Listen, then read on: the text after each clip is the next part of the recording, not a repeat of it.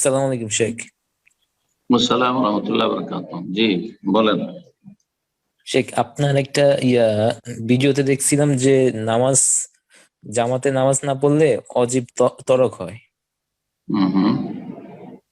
কিন্তু এখানে একটা হাদিস সম্পর্কে জানতে চাইছি যে ইবনে আব্বাস থেকে বর্ণিত, রাসূল সাল্লাল্লাহু আলাইহি সাল্লাম বলেন, যে ব্যক্তি আজান শুনলো হুম। এবং তার কোনো ওজন না থাকা সত্ত্বেও জামাতে উপস্থিত হলো না, তার সালাত নেই। তো জি। শেখ, এই অনুযায়ী তো শেখ সালাত হবে না তার। হুম। ব্যাপারটা একটু মানে ক্লিয়ার বাতিল, করুন। সালাত হলে বাতিল হয়ে যায় জামাতে না পড়লে, তাই না? জি শেখ। হ্যাঁ, ঠিক। আপনার সংশয় আপনার জায়গায় ঠিক আছে।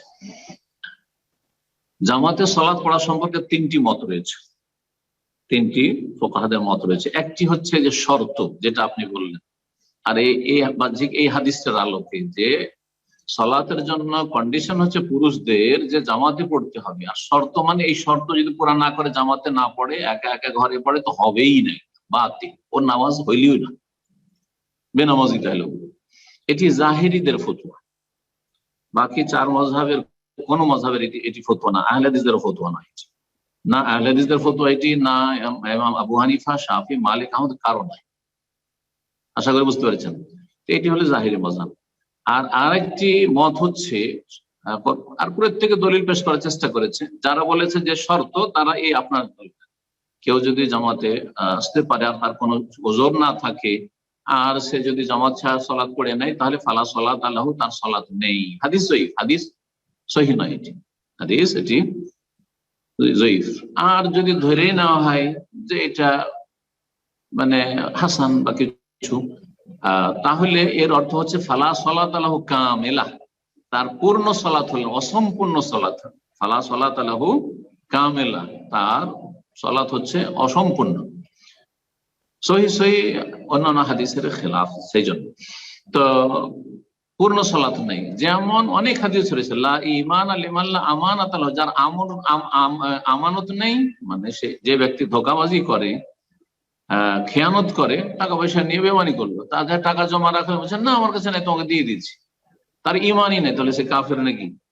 না, লা ঈমান লাহু কামিলান, তার পূর্ণ ইমান নেই, তার পূর্ণ ইমান নেই।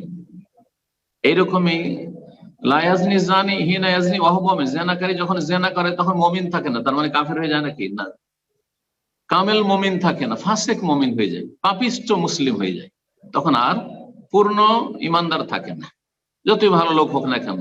যখন কাবিরা গুনাহে লিপ্ত হয়, চুরিতে, জেনাতে, এইরকমই ছিনতাই, এই সম্পর্কে হাদিস রয়েছে যে এরকম মদ যখন খায়, ওয়ালা ইয়াশরাবুল খামরা হিনা ইয়াশরাবু ওয়া হুয়া মুমিন, যখন মদ খায় তখন আর সে মুমিন থাকে না, তো কাফের হয়ে যায় না? কখনো কাফের হয় না, এটা খাওয়ারিজদের মত। তাহলে এগুলোর ব্যাখ্যা কি? যে সে কামিল মুমিন থাকে না, কামিলান, অসম্পূর্ণ, হ্যাঁ, সে দুর্বল ইমানের মুমিন হয়ে যায়। ঠিক তেমনি যেই ব্যক্তি জামাত ছাড়া সলাৎ পড়লো অথচ জামাতে যেতে সক্ষম, তার সলাৎটি দুর্বল, ফরজ আদায় হয়ে গেছে, কিন্তু 27 গুণ 25 গুণের ফজিলত পেল না, তারপরে সে গুনাহগারও হইলো, তারপরে জামাত যেহেতু আছে, এটি।